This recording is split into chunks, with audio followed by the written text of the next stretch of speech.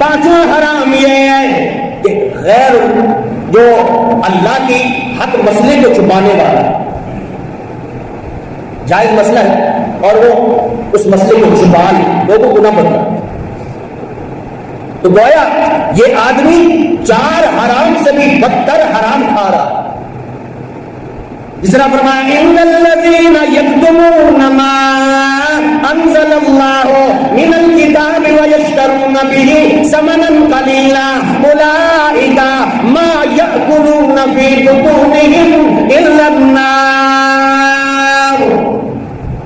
فرمایا یہ آدمی دنیا کمانے کے لیے حق مسئلے کو چھپانے والا ہے، حق مسئلے کو چھپانے والا ہے۔